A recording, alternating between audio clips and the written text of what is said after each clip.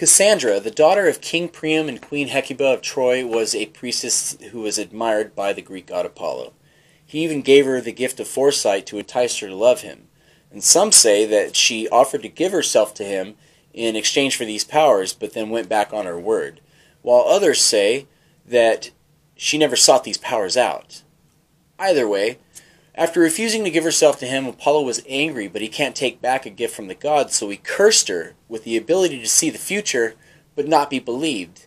She prophesied the fall of Troy, brought on by Helen, Trojan horse and all, Agamemnon's death, Hecuba's fate, Odysseus' 10-year journey home, and even her own destruction. But they were all disregarded as the ravings of a mad and jealous woman.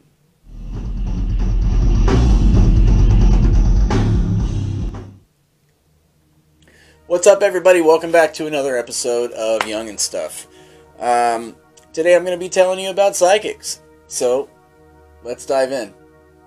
In ancient times, fortune-telling was accomplished through complex systems of divination or astrology and was widely accepted by the people as long as this power was said to be granted by a god or goddess. Those with these abilities were given prominent and important roles in society. Known as seers, they served as advisors, priests, judges, and a great amount of weight was placed upon what they said or claimed to have divined. The Pythia were the oracles of Greece, and they were raised in the temple of Apollo at Delphi. They would breathe in vapors from the ground, which produced a frenzied state, and they would speak in gibberish, the voice of Apollo, which was interpreted by the temple priests. The Delphic Oracle is one of the earliest stories of what is known as classic mystic ability. This position was served by young women selected from a guild of temple priestesses. Geological investigations much later on suggest the possibility that ethylene gas may have caused these hallucinations. As religion shifted towards a singular God, the Holy Bible claims Samuel and Elijah as prophets. A prophet is an individual who is regarded as speaking the will of God and serving as telephone for the people to receive his message. As Christianity spread through the Roman Empire, prophetic powers began to be shunned or banned and associated with witchcraft or the devil.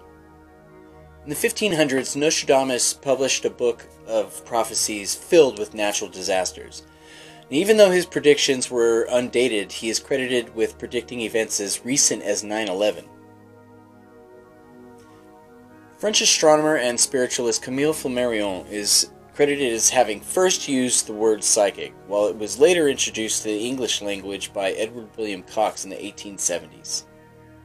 In the 1800s, the spiritualism movement saw a conversion to the term medium, who are considered to be able to communicate with the dead and give advice or insight on troubling matters.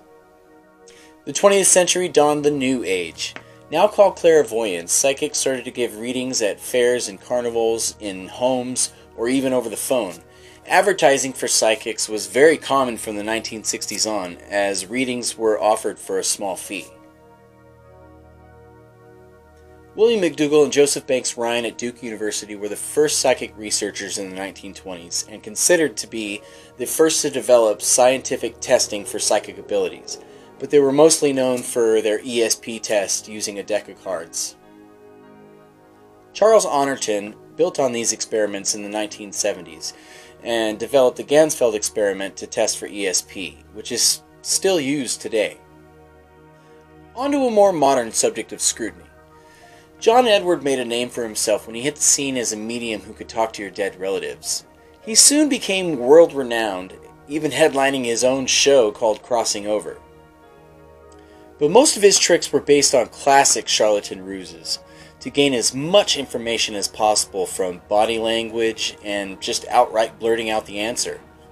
Some people have even said he planted people in the audience to listen to other people's conversations and then feed him the information. But you know how some people get excited when they hear something they want to hear and they just yell out, "Oh yeah, that was my cousin," or "my uncle," or whatever. That's what frauds like John Edward use to make it look like they aren't full of shit. Another of these horrible frauds is Sylvia Browne. In 2004, a year after Amanda Berry disappeared in Cleveland, her mother Luana Miller spoke with Browne on the Montel Williams show, only to find out from Browne that her daughter was dead. She had a breakdown on national TV and a year later died from heart failure. But before she died, she spoke to the local newspaper and said that she believed 98% of what Browne told her. Amanda Berry was found in 2013 alive after escaping the house that she was held captive in for 10 years. Missed it by that much. In 2003, Browne told the parents of Sean Hornbeck that their son was dead. About 4 years later, he was found alive as well. Missed a little bit on that one too. Not all mediums that claim themselves to be so were all bad. Edgar Cayce was one such medium/clairvoyant that actually helped people. Cayce was known as a sleeping prophet that gave, by October 1922, 8,056 readings and approximately 13,000 to 14,000 more after. He was once said to accurately diagnose a patient that he had never met or seen from across the Atlantic in one of his trances. Amazing, unexplainable stuff. Look, it doesn't matter whether you believe it or not. The fact remains that people get a feel-good feeling after talking with a lost loved one. Who are we to take that from them? If it's hurting them financially or emotionally, then yes, by all means, tell your loved one that this is not the way. But let them grieve in their own way, and let them come to terms with their new reality. That's how you can show your love. Well, that's it for this episode. Thanks for watching. Be sure to like, subscribe, share. You've been awesome. See you next time. And we're rolling. Hey, how's it going? The moment you've been waiting for! Ever and ever and ever and ever and ever. Do it. Weird stare. I don't know why Sean Connery is suddenly from Minnesota. I'm from Minnesota. Don't you know? Hey. I'm gonna do like the vampire thing.